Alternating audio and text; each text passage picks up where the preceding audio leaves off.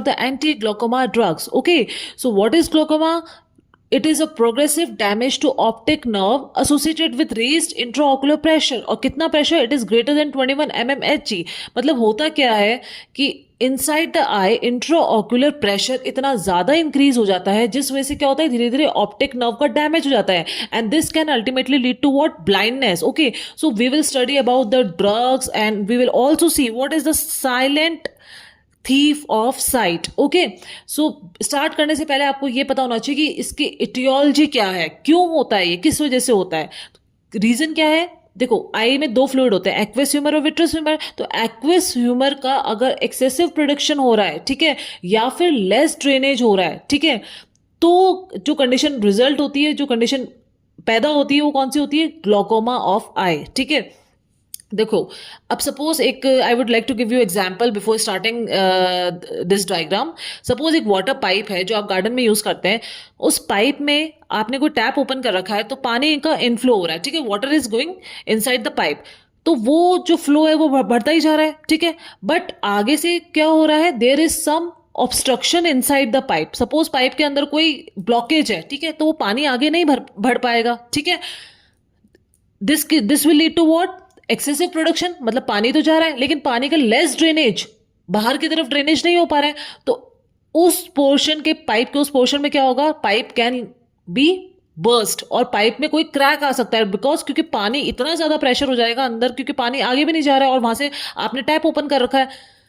Similarly in this condition, in this I structure, यहां पर भी ऐसे हो रहा है कि एक्वस ह्यूमर का प्रोडक्शन तो बहुत ज्यादा हो रहा है लेकिन बाहर ड्रेनेज नहीं हो पा रहा है, ठीक है. तो अब आती है बात ट्रीटमेंट की. तो ड्रग्स जो आप यूज करोगे वो कौन सी यूज करोगे? या तो जो एक्सेसिव प्रोडक्शन हो रहा है उसका सिक्रीशन क्या कर दे? ड्रग्स कम कर दे. मतलब आप जो टैप आपने खोल रखा है उसको आप क्या कर दो? धीरे धीरे बंद कर दो. या फिर less drainage of aqueous humour को आप ट्रीट करने के लिए क्या करोगे? इंक्रीज आउटफ्लो करवा दो या तो आप, ठीक है, मतलब आगे जो ब्लॉकेज है उसको आप खोल दो, या तो टैप को आप क्या कर दोगे? बंद कर दोगे, या जो ब्लॉकेज आके है उसको आप क्या करोगे? खोल दोगे. तो दोनों कंडीशन में क्या होगा? जो इनसाइड द पाइप का एरिया है वो रिलैक्स हो जाएगा. सिमिलरली आई में भी यही होगा, ठीक है. अब हम इस एग्जाम्पल को आई के ऊपर लेके देखते हैं. देखो, आई में क्या होता है? This is the posterior chamber, this is the anterior chamber, ठीक है. This is your cornea, this is iris, here is lens, this is sphincter pupillae muscle, this is ciliary body, here is ciliary muscle, this is sclera, and here is trabecular meshwork, and this is the Schlimm's canal. Okay, so this is the outline. अब होता क्या है? Ciliary body, देखो, this is very important, please here very attentively. This is a ciliary body. ये जो ciliary body है इससे क्या होता है? एक्वस ह्यूमर का क्या होता है? सिक्रीशन होता है. ओके, अब एक्वस ह्यूमर सिक्रीट होके थ्रू द प्यूपिलरी पाथवे वो कहां पर चला जाता है? टुवर्ड्स द एंटीरियर चैम्बर, ठीक है. एंटीरियर चैम्बर से it goes to what? Trabecular meshwork, और वहां से वो एंटर करता है श्लिम्स कैनाल में, ठीक है. ये एक्वस ह्यूमर का पाथवे है. अब हो क्या रहा है? ग्लोकोमा दो टाइप के होते हैं. कौन सा? एक तो ओपन एंगल या वाइड एंगल, और एक होता है एंगल क्लोजर. एंगल से क्या मतलब है इसका? आपको दिख रहा है ये जो कॉर्निया है और ये जो आइरिस है इसके बीच में एक एंगल है, ठीक है. Here this is the angle. तो ये जो एंगल है ये दिस इज वाइड ओपन, ठीक है. तो that's why this type of glaucoma is called as open angle और वाइड एंगल, ठीक है.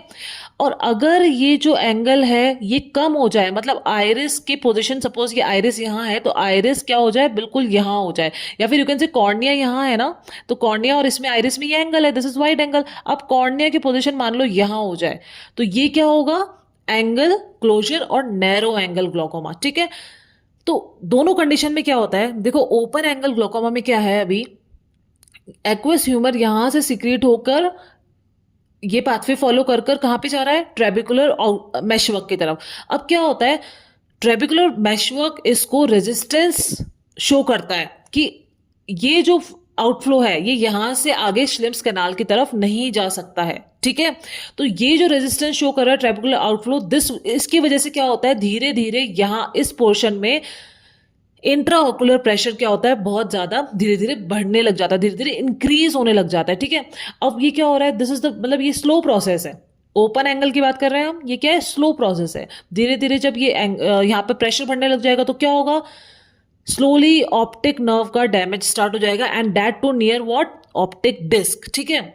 And this will lead to what, ultimately peripheral और साइड विजन लॉस। फिर उसके बाद क्या होगा, टनल विजन होगा, and it can ultimately lead to what, blindness, ठीक है। This is the pathway of what, open angle और वाइड एंगल ग्लोकोमा, ठीक है। और ये जो प्रोसीजर हो रहा है, क्या हो रहा है, बहुत धीरे धीरे डेवलप होता है, मतलब ये टाइम लेके होता है, ठीक है।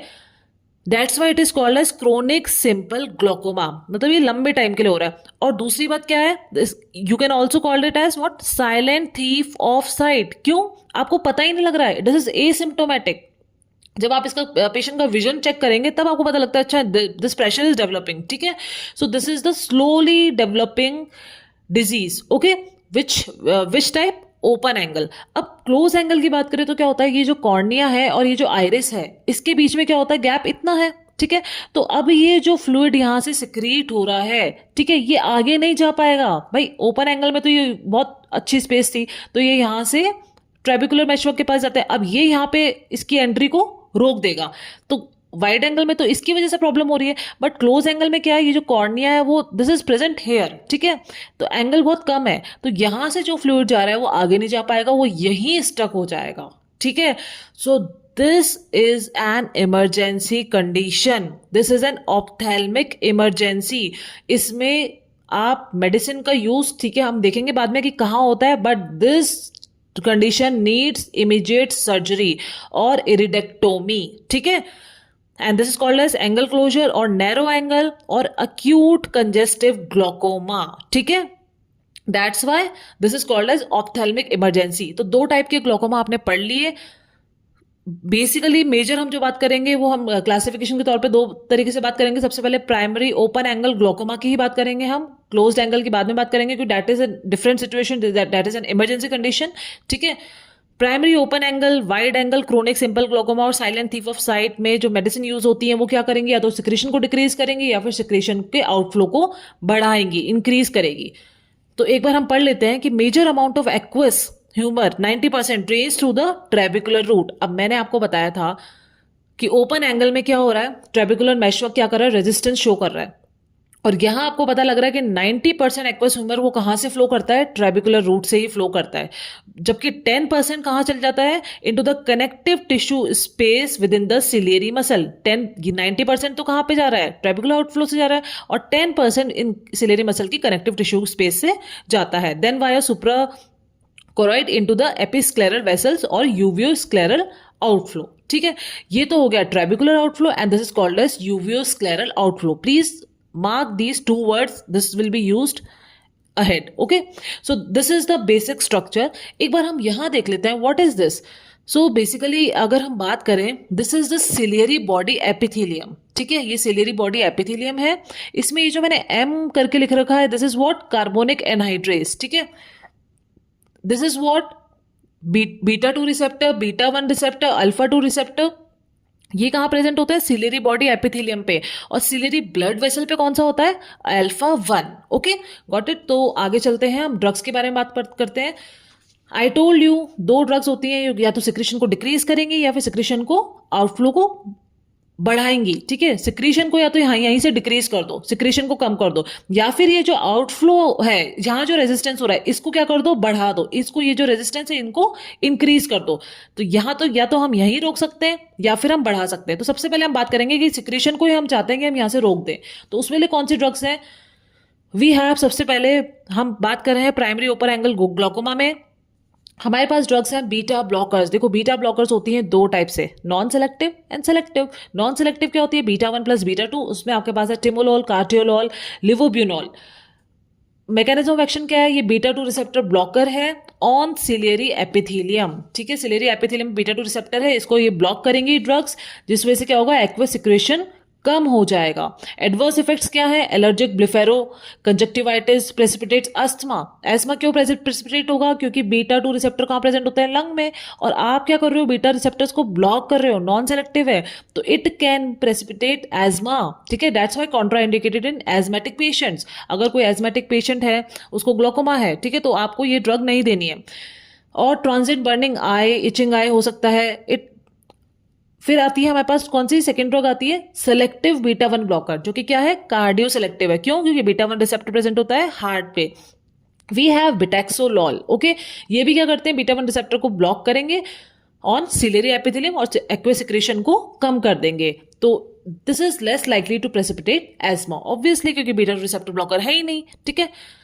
नेक्स्ट ड्रग आती है अल्फा 2 एगोनिस्ट। देखो अल्फा 2 भी कहां पर है, सिलेरी बॉडी एपिथेलियम पे, ठीक है। तो ये क्या करते हैं, alpha 2 receptor agonistic action present on ciliary epithelium. This is a potent ocular hypotensive, it cannot cross what, blood brain barrier, that's why इसका कोई सिस्टमिक इफेक्ट नहीं है। कौन सी ड्रग है, एप्राक्लोनिडिन एंड ब्रिमोनिडिन, ठीक है। क्लोनिडिन जो है उसके कंपैरिजन में करके देखें तो एप्राक्लोनिडिन ये बेटर है, क्योंकि ये they do not cross blood brain barrier, जिस वजह से इसका कोई सिस्टमिक इफेक्ट नहीं आता है, ठीक है। दूसरा इनका क्या एडवर्स इफेक्ट हो सकता है, lid retraction, dry mouth, ocular burning, allergic conjunctivitis. These are contraindicated in infants of less than 2 years, okay. 2 साल से कम एज के बच्चों में, चिल्ड्रन में आपको इसको एडमिनिस्टर नहीं करना है, ठीक है। थर्ड ड्रग जो हमारे पास है वो है कार्बोनिक एनहाइड्रेज इनहिबिटर्स, ठीक है। कार्बोनिक एनहाइड्रेज देखा सबने, रिसेप्टर्स यहाँ होते हैं सिलेरी बॉडी एपिथेलियम पे। कौन कौन सी ड्रग है, एसिटाजोलामाइड, डोर्सोलामाइड, ब्रिंजोलामाइड। ये क्या करती है, डिक्रीज करती है secretion of bicarbonate ions from ciliary body epithelium, ठीक है। एडवर्स इफेक्ट क्या हो सकते हैं, ocular allergy, corneal oedema, bitter taste and it can lead to increase retinal blood flow, ठीक है। तो ये तो जो ड्रग्स थी वो क्या थी, जो कि डिक्रीज कर रही है एक्वस सिक्रीशन। अभी तो हमने क्या करा, यहाँ पे एक्वस सिक्रीशन को ही डिक्रीज करा दिया, ताकि अगर रेजिस्टेंस भी है तो फ्लूइड कम यहाँ से पास होगा, ठीक है। अब हम क्या कर रहे हैं, जो एक्वस आउटफ्लो है, ठीक है, ये जो एक्वस आउटफ्लो है, यहाँ पे जो रेजिस्टेंस शो हो रहा है उसको हम क्या करवा रहे हैं, इंक्रीज करवा रहे हैं, ठीक है। तो कैसे होगा, या तो ट्रेबिकुलर आउटफ्लो बढ़वाएंगे हम, ठीक है, इंक्रीज करवाएंगे, या फिर हम क्या करवाएंगे, यूवियो स्क्लेरल आउटफ्लो को इंक्रीज करवाएंगे। तो सबसे पहले हम देखते हैं ट्रेबिकुलर आउटफ्लो। तो ट्रेबिकुलर आउटफ्लो के आपके पास कौन सी ड्रग्स चाहिए होती है, मायोटिक्स, जो कि क्या है, कोलिनोमिमेटिक्स है, या फिर क्या है, एंटी एस्टिलकोलिनेस्ट्रेस ड्रग्स हैं, ठीक है। तो पाइलोकार्पिन है और फाइजोस्टिग्मिन है। पाइलोकार्पिन भी कितनी dose, I already told you, this is very very important pre PG MCQ, favourite question of PGI Chandigarh, ठीक है। 0.5 to 4% eye drops TDS topically, okay. Another drug is demecarium, ठीक है। ये क्या करती हैं, जो मायोटिक्स है, ये सिलेरी मसल का कॉन्ट्रैक्शन करेंगे, प्यूपिलरी कंस्ट्रक्शन करेंगे, pulling of iris and opening of trabecular meshwork. Ultimately this will lead to what, increase aqueous outflow, और क्या होगा, इंट्राऑक्यूलर प्रेशर जो है वो क्या हो जाएगा, कम हो जाएगा। किस वजह से, सिलेरी मसल के कॉन्ट्रैक्शन करने से, ठीक है। So this leads to adverse effect, क्या होता है, blood vision due to induced myopia, और एसिटिलकोलिनेस्टेरेज इनहिबिटर्स का क्या होता है, कैटरेक्ट फॉर्मेशन एडवर्स इफेक्ट है, ठीक है। Then we have second drug category, non selective alpha agonist, मतलब alpha 1 and alpha 2 agonist, non selective alpha agonist. यहां हमने तो एक्वस सिक्रेशन डिक्रीज करने के लिए क्या किया था, अल्फा 2 एगोनिस्ट, ठीक है। और देखो अल्फा 2 एगोनिस्ट क्या करेगा, नॉरएपिनेफ्रिन के रिलीज को कम कर देगा। एक ये मैकेनिज्म भी ध्यान रखना, क्योंकि प्री साइनेप्टिक है, ठीक है। Now we have non selective. Non selective में कौन क्या एग्जांपल, डिपिवेफ्रिन और एपिनेफ्रिन, ठीक है। तो these acts via uveoscleral veins, ठीक है। अल्फा 1 क्या करेगा, वेसो कंस्ट्रक्शन करेगा, ठीक है। और इंक्रीज कैसे होगा outflow, via uveoscleral veins. Adverse effects क्या है, कंजक्टाइवल हाइपरीमिया, मतलब रेड आई हो सकता है, ठीक है, एंड ऑक्यूलर एलर्जी।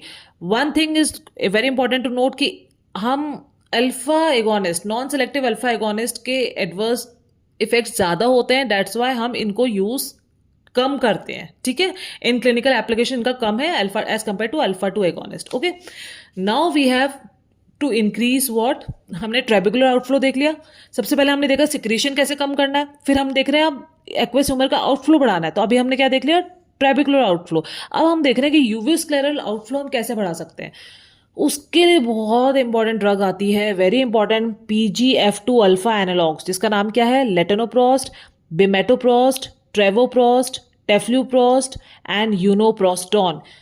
ये क्या करते हैं, they increase UV scleral outflow, but इनके एडवर्स इफेक्ट बहुत ज़्यादा हैं और एग्जाम पॉइंट ऑफ व्यू से इसके एडवर्स इफेक्ट आपके लिए बहुत इंपॉर्टेंट है। कुछ भी एग्जाम हो, कोई सा भी, प्री पीजी हो या आपका थ्योरी एग्जाम है, ठीक है। आइरिस पिगमेंटेशन, ब्राउनिश डिस्कलरेशन हो जाता है आइरिस का, ठीक है। Growth of eyelash is very important and macular oedema, किसके हैं ये, लेटेनोप्रोस्ट। कैसे याद कर सकते हैं, आई लैशेस में क्या होता है, L, and latanoprost start with what, L, तो you can remember this like that, ठीक है। Also, PGF2 alpha analogs are now preferred drug nowadays. These are the drug of choice for what, open angle glaucoma, ठीक है। These are the drug of choice for what, open angle glaucoma. Now we have what, chronic angle, और you can say, sorry chronic no, it is closed angle glaucoma, ठीक है। Closed angle में क्या होगा, अब ये जो एंगल अभी तक तो आपको स्पेस मिल रहा था इतना, क्लोज्ड एंगल में क्या है, cornea is like this, place this, तो ये जो एंगल है बहुत कम है, तो ये आउटफ्लो तो ये बिल्कुल, फ्लूइड तो बिल्कुल आगे ही नहीं जा पा रहा, वो तो यहीं तक ही रुका हुआ है, ठीक है, रुक के वापस यहीं आ रहा है। तो ये कंडीशन क्या है, मैंने बताया था, this is emergency condition, ophthalmic emergency है।